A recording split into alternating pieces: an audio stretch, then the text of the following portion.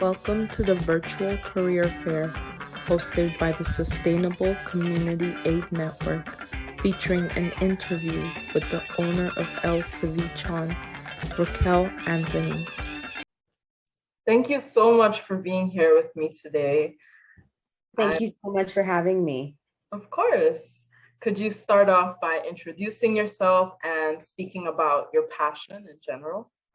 Yeah, absolutely. My name is Racquel Anthony, and I am the owner of El Cevichonn Catering. I'll tell you a little bit about my background and how I came to be.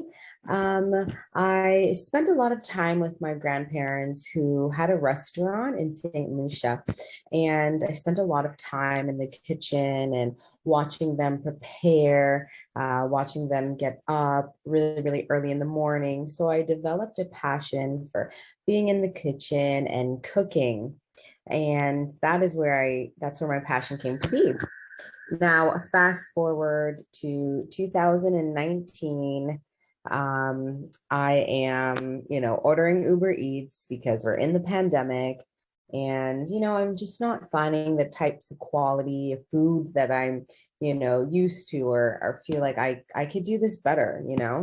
So one of the main dishes that I make and that I look for were crab boils. I really love the Cajun crab boil and very Southern. I love my seafood. And I just wasn't finding, what I really was looking for. And so a friend of mine suggested that I start selling it because I make it, and she said it's so good. So she suggested, why don't you start selling it? So I had another friend of mine, they make ceviche, and we kind of came together, another couple, Sophia and Miguel, we came together and, we started selling our seafood. And so in 2019, I took my passion for cooking and I turned it into a business. Now, what's fantastic about this business, it's run online, and we don't have a brick and mortar store. And so everything is just order online through Instagram, through our website, pick up or delivery. And that is kind of where we are as a company. That's amazing. So the idea for your business literally just came about because a friend just said, why don't you start selling I love your food? Exactly. It was just as simple as that. Wow, that's great. Well, you've answered the next question, so I'll skip to the other one. How does your day-to-day look like? Yeah, absolutely. So as an entrepreneur, I do several things. So my main job that I'm doing every day from 9 to 3 is I'm a teacher. So I'm currently teaching a grade 5, grade 6 autism class in Kensington Market. And it's a gorgeous school, and it's small and close knit, and it's fantastic. So from 9 to 3, I'm at school. So I wake up early. I like to, start moving, releasing those endorphins so that I'm feeling good throughout my day and making good choices. So any sort of movement that you're able to do in the morning when you wake up, whether that be a HIIT workout or some yoga or stretching, whatever you feel the need to do to get those endorphins going, definitely I recommend that you do that. And then I head off to school. I'm there from 9 to 3. And then I'm back home. And so I'm home, I get a snack, and then I make it my duty to spend 1 to 2 hours a day on El Cevichonn and moving forward and what we can do, and how we're going to better the company and what are our steps moving forward.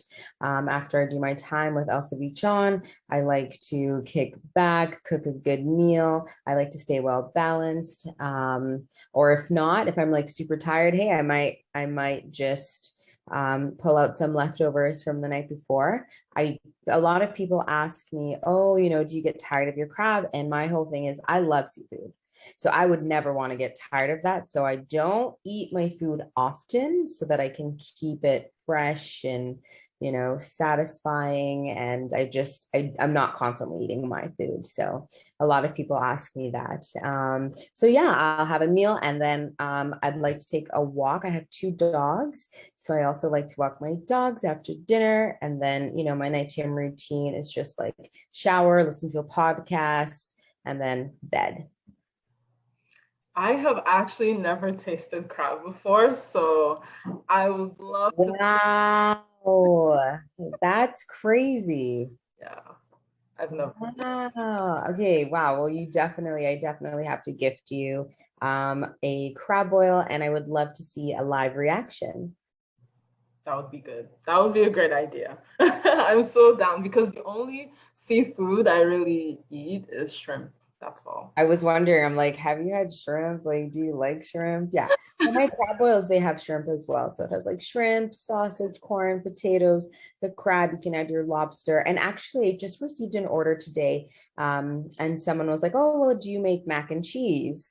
And I feel like that's a really good staple to eat with seafood. I was even thinking, like, as I started, like maybe even like a crab or lobster mac and cheese. Mhm. That would be really, really good. That does sound really good. Yeah.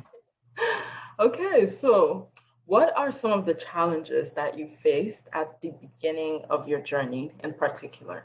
Yeah. So as a teacher, I believe in lifelong learning. And so I'm constantly learning. You can never learn enough, you'll never stop learning. And I also look at life as when I make a mistake, it's a win because I'm learning something new, I'm training my brain, and this is what I'm constantly telling my students, like, it's okay to fail, it's okay to make mistakes. You're training your brain to be stronger.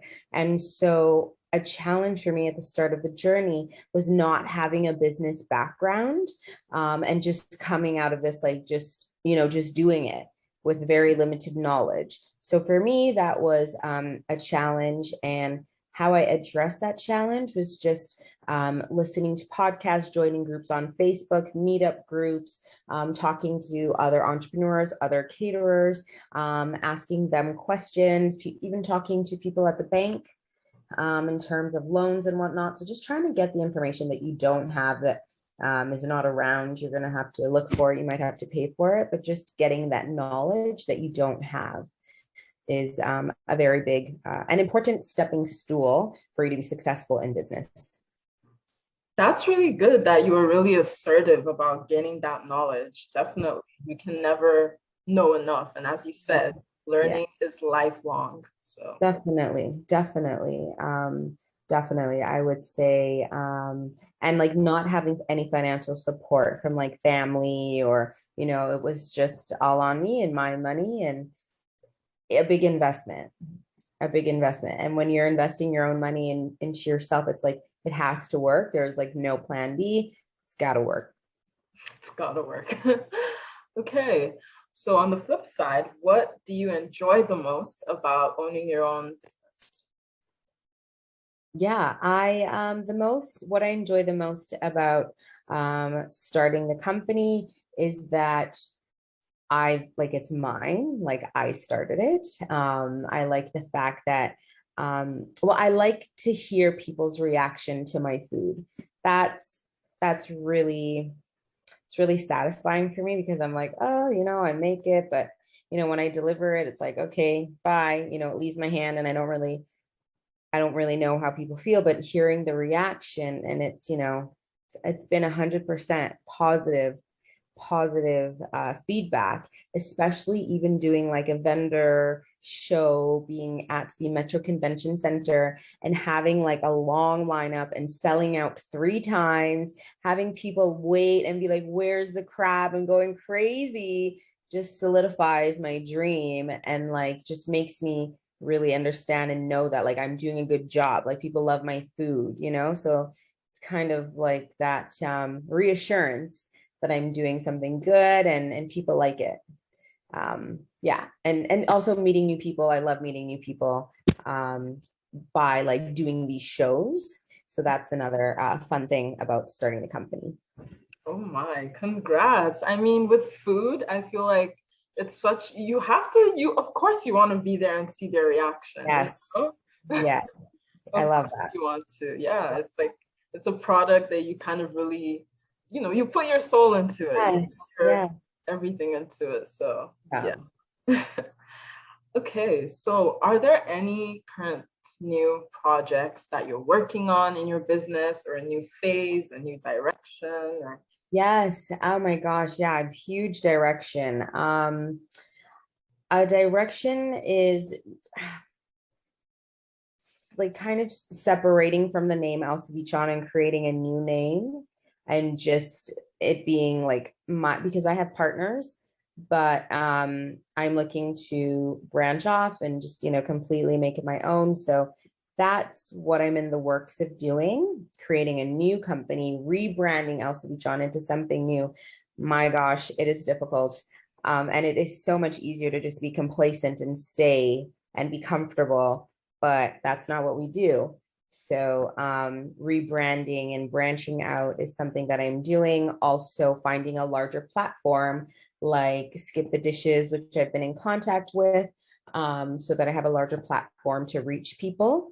Because right now my platform is Instagram and my website. And so working in a commercial kitchen will allow me to reach out to places like Uber if I choose to do so, DoorDash, Skip the Dishes, and delivery services as such.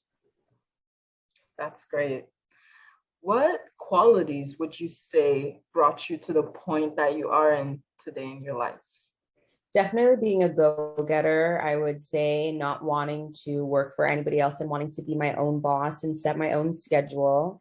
And just being like a boss babe, like having that mentality of like wanting more and not being complacent, and, going further and doing more and more, and, honing your craft. That is what I believe are the qualities of starting a business, or someone, qualities of an entrepreneur, somebody that wants to be their own boss and, lead their own path. That's how I look at myself.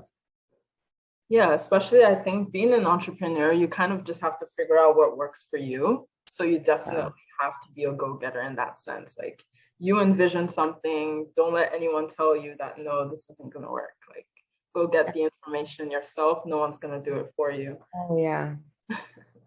Yeah.